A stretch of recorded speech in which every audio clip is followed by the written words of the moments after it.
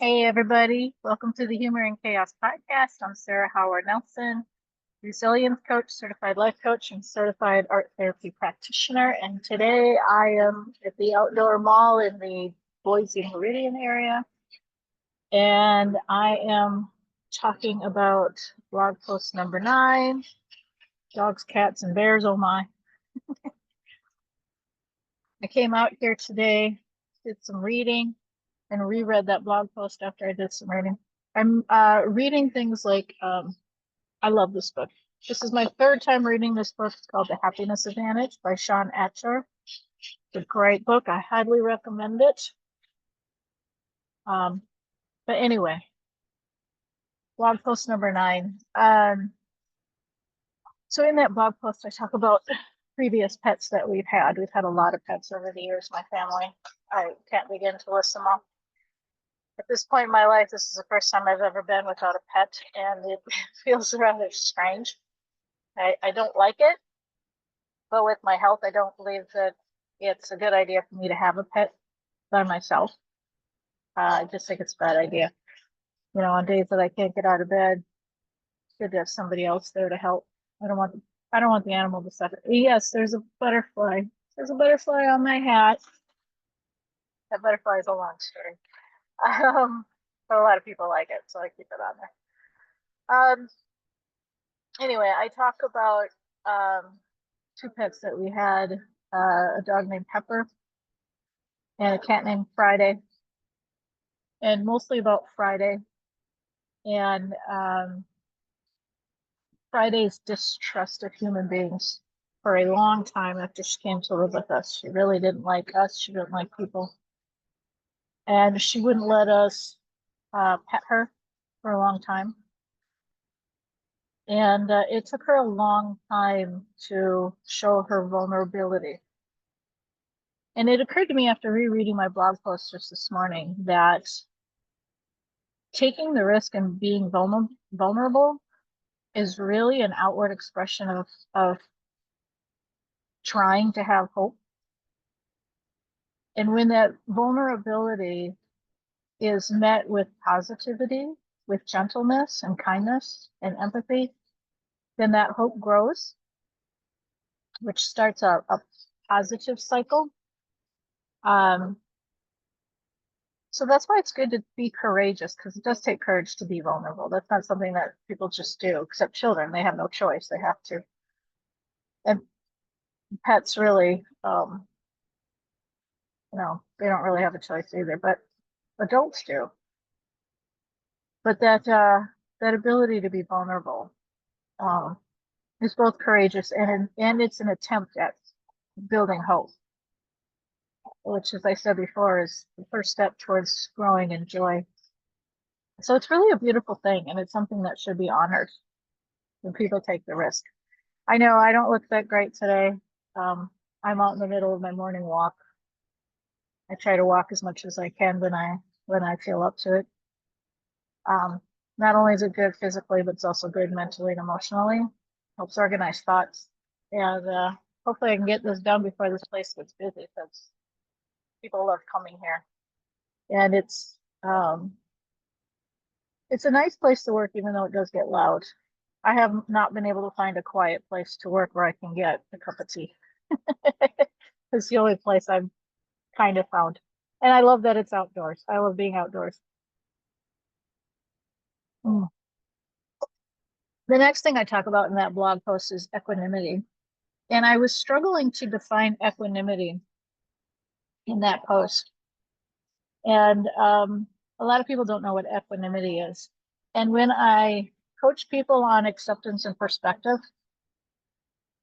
I don't use the word equanimity, but that's really what I'm talking about. I'm talking about getting to a point of equanimity. Now, here I am, I'm using the word like crazy. What is equanimity? Equanimity is detaching from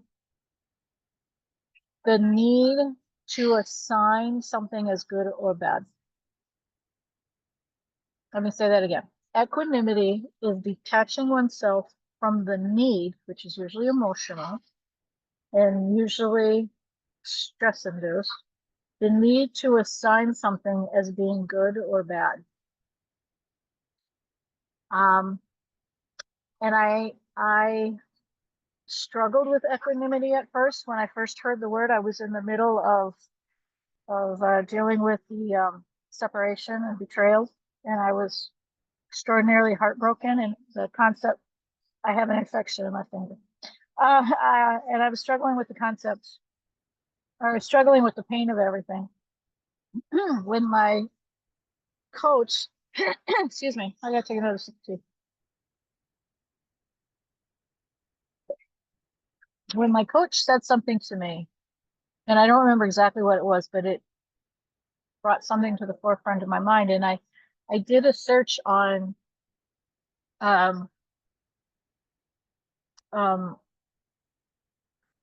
the positive sides of divorce, because I was just all focused on my heartbreak, which was real. It wasn't that I wanted to deny it, and I didn't, and I needed to process the emotions and experience them and all that, but I didn't want to stay there. And so when I went ahead and was researching at the positive sides of divorce, even though I didn't want it, I came across the term equanimity. So I looked it up.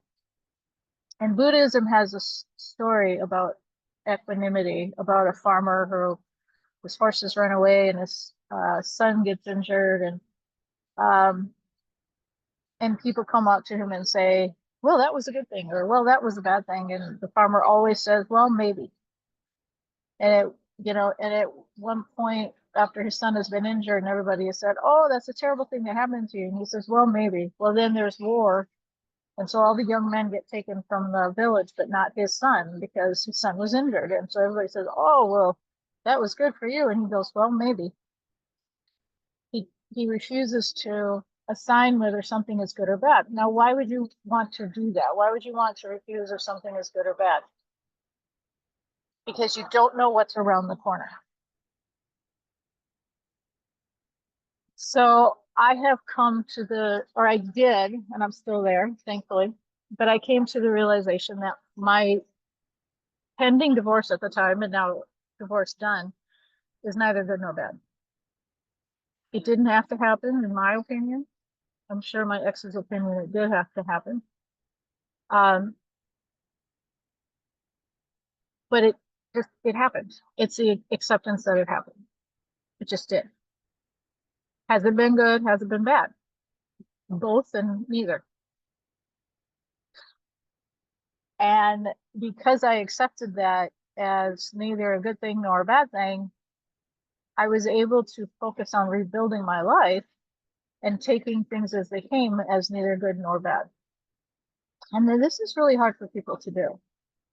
It takes practice, it takes intentionality, it takes being very centered, as centered in yourself as you can. It takes being able to process emotions and feel them and experience them without letting them take over. Um, a level of stoicism. I think I talk about stoicism later on in the book. So I don't want to focus on it too much, but people either think stoicism is all good or stoicism is all bad. It's neither. It's a useful tool when used with discernment. It's a bad thing if you do it all the time. So you like I got this hat when I spent Christmas with my kids in Washington, D.C. last winter. It's a great trip. I love this hat just because of that. Um, anyway, and then I also talk about the bear analogy of the woman who's downhill skiing. Actually, I can't remember now if she's skiing or snowboarding. And I haven't seen that video since, so I'm thinking it got taken down, but I'm sad because it was a great lesson on really equanimity, or just the concept that things are going to happen as things are going to happen. But she's, you can read it in the blog post more thoroughly, but she's going downhill and there's a bear behind her that she doesn't know is there. It's chasing her. She doesn't know it's there. And essentially, because she doesn't know it's there, she just keeps going and she keeps getting faster, faster, faster, and eventually the bear's left behind. But if at any point she had stopped to look over her shoulder, the bear would have gotten her. And, we're human beings. And as human beings, we live in a world of fear. And I don't know if it's what conditions are going to be like by the time this video comes out, but right now we're dealing with the riots down in LA.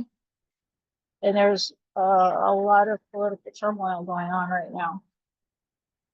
And a lot of people are living in fear. A lot of people are preparing for civil war. Other people are doing their best to just go about their day and pretend like nothing's happening. But there's definitely higher stress going on. And the thing is, while it's good to be mindful, it's not good to live in fear. There's a difference between being mindful and living in fear. And that construction is getting closer and closer and louder and louder. I don't know if you can hear it. I hope you can.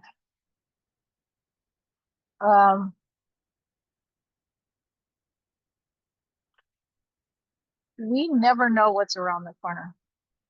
We don't know where this is going to go. So it's good to be aware. It's good to be in tune. Living in fear, in my opinion, is not a good idea.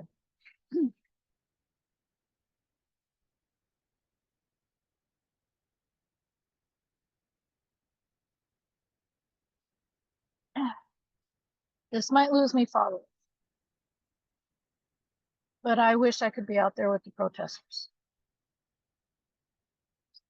I talked to my daughter about it and she said, Mom, you can't go out there because with your health condition, if something happens and you have to run, you can't run. So I'm saying this publicly. And by the time this comes out, the protest might be over. And if this loses me people, then this loses me people. I'm going to practice equanimity and I'm not going to put a label on it, whether or not that's good or bad. But I do wish I could be out there down in LA with the protesters. I lived in LA for 14 years. It is not the crime ridden area that a lot of the rest of the country thinks that it is. Is there crime there? Yeah, because it's a huge population of people, and there's always a percentage of people that commit crime. It's far from the majority. It's not even close to the majority. It's very much just a very low percentage. And I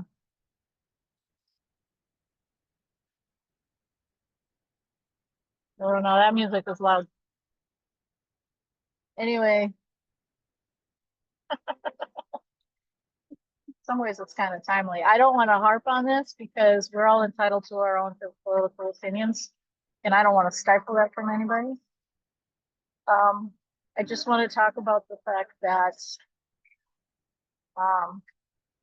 be careful that you're not wasting your energy worrying about tomorrow, when tomorrow might be a completely different experience than what you're expecting. Don't waste your time on that. I'm